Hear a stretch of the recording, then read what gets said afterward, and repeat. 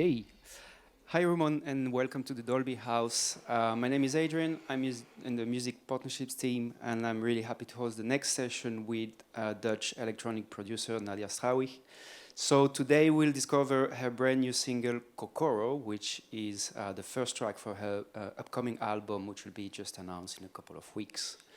We will listen it to Dolby Atmos. If it's the first time you ever heard about Dolby Atmos, it's an immersive experience. And we have made this available over more than 20 streaming platforms. You can enjoy it whether you're at home with any soundbars or wireless speakers. You can enjoy it in your own phone, PC, smartphone, any pair of headphones, and more recently in a car. So today we are in a very beautiful environment. We will listen to this track, and just after we will welcome Nadia and Anton, who did the Atmos mix of this song. So I'll see you in a bit and enjoy the music. Thank you.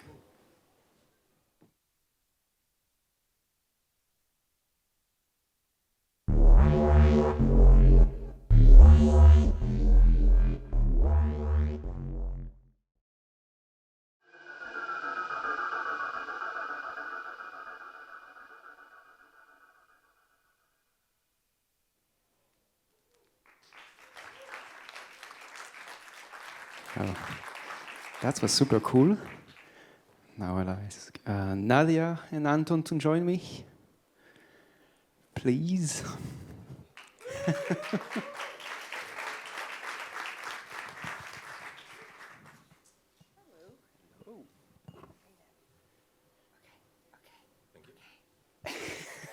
You made it.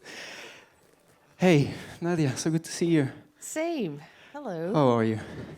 I'm good. I'm actually all the time thinking, don't fall from this chair. So I'm like trying to sit still. How are you? Good, good. I think it's the very, very first time we hear Kokoro at all, like for the public. How it feels?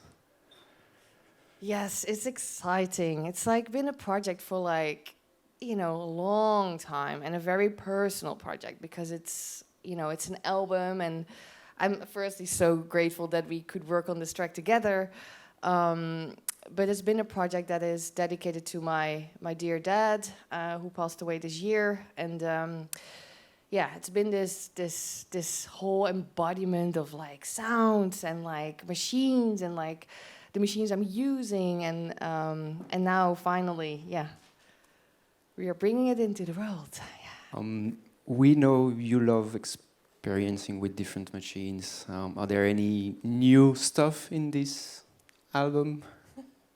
Oh, so in this moment, like these tracks that I used for this album, they are having a lot of modular modules. Actually, I played a lot with my modular system. I captured a lot with the push for that, and I used also a lot of Japanese machines like the Korg electro, which people maybe know, that's one of my favorite tools. But also the Yamaha DX. I love very old school, vintage machines. They just work in a certain like universe. They have their own like planet. It's great. Yeah. I think Kokoro means something in Japanese, no? Love. Love. Yeah, I think, it's, for me, there are a few tracks in this album, this one is a bit more up-tempo, but it contains a lot of ambient spheres, and I love to combine, like, jungle and ambient and electronica, and I think we should not limit ourselves by just, using one kind of genre. And I always had a big love for Japan, and the anime kind of style, and it comes now also with an AV show, and it's this whole thing, and I always say that I'm not really here on the planet. I'm always like in my brain, and even, I'm walking in a busy city like Amsterdam. I'm creating things in my brain, and I'm a sponge to sounds, and I really want to emulate sounds, from like the natural sounds we explore every day, Speaking about sound exploration, I think Atmos is quite a good example and a good segue to how do you start working on this Atmos version? How the collaboration started? Hello. We actually got introduced through Dolby, but I knew of Nadia through the internet, and we have some mutual friends, so I knew what she was about.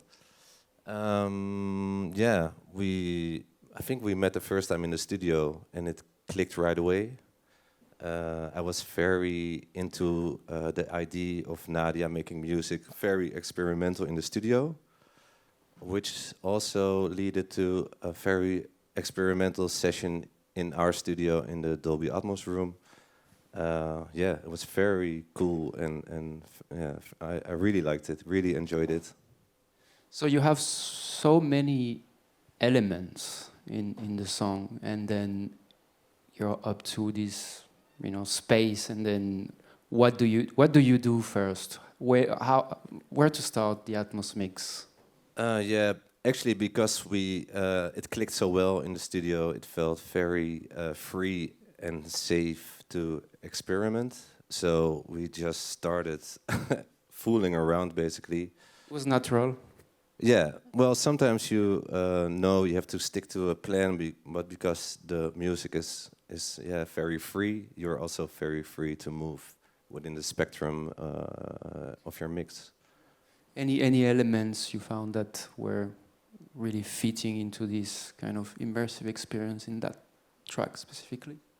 Well, I think when we started, the song starts with this quite massive bass line. And I think the first thing we did was Nadia pulled the bass line and moved it back and forth, and we're like, okay, this is something. This is definitely, feels mind-blowing for me. And so we started there, and then all the ideas kept flowing. For me, I think what I heard was, when I hear the track, it's quite, feels like a bit industrial, like you work in a fabric and people are around you hammering and making noise. And so the idea for me, I think, was that you're in the middle of it and it all happens around you, but it feels sort of dark, but also warm and sort of emotional. You want to add something to that, Nadia? Yeah, so, normally I work in a stereo field. And also within, like, if I play my synthesizers, I don't have this kind of system at home. I wish. That would be amazing. But then I would be probably watch the whole day movies and whatever. I literally felt like, especially with synth sounds and synthesis, there's so many moving frequencies, and instead of like having just a few sounds you can play in a stereo field, now you can say like, okay, wait, I want to use 4 of the same frequency and then place them like in different areas. So in that sense, I know this track sounds very full, there's a lot going on or where to focus on, but it invites hopefully also the listener to like explore it again and again, and like, now I'm figuring out these sounds. It's the same like if you watch a movie, the first time you're like, this movie was dope. And then later you're going to watch it again. I was like, why didn't I see this before? Is this the same movie? Yeah, I think so, And I'm hoping that within my music to do that as well. And now with Dolby, for me, it creates even like a broader movie I can make, And it's just so cool what we explored with like these synth lines. Instead of like they just pan a bit around from left to right, now they like could be in like a sort of tornado kind of vibe going upwards, and it's like it does something with your body. It's not static coming from these places. It's just literally can travel upwards and downwards, and you can have a full cleanse. That's super interesting. From a technical perspective, Anton, I think there is no boundaries for no artistic intense. But from a technical perspective, are there any limitation, or are there any things that you cannot do? No, you can do it all. No, I mean, yeah. Obviously, you have a lot more room for all your elements. So for now, when you're mixing in stereo, there were actually some limitations, or you had to work a bit harder to fit it all in this spectrum. And now, yeah, if you have a couple elements with a bit too much low end, yeah, I mean, obviously you still have to work it, but you have a lot more space to put it. So yeah, no, it's all yeah. For me, it's sometimes, well, it's not easier, but sometimes it helps a lot if you don't have to put it all in your stereo field. Before we just finish, any final thoughts on sharing music and in immersive format, whether it's for the next release, or what about when you perform? What about, you know, live music? Oh man, that's so cool. Like I've done that before with like a multiple like output system, and it's so cool. Like because every time wherever you are in the space, the sound travels differently, right? Because it does do the same kind of movement. But if you're like left in the corner or right or in the middle, the sounds will appear maybe differently for you. So you can choose, there is an experience happening, but then with that, you can choose your own experience in that experience.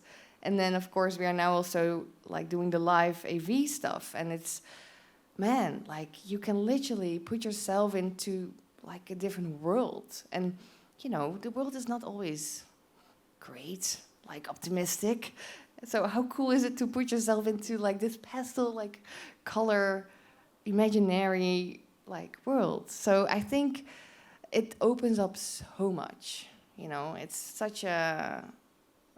so cool. And I hope there will be more and more venues exploring this, because I think it's important for us to know that stereo is not it, not only it. When will the album be released, or at least that track, or announced? So, little side story, I keep it short. So my first album had digits, which was 1111, and it was like my dad kept it in his shed. So my first album was there, and I didn't know. So when he passed away, I went to the shed and I saw my first album there. I was like, my dear dad. And then I was like, it's gonna happen this year. 1111, we're gonna do it. There is no other way.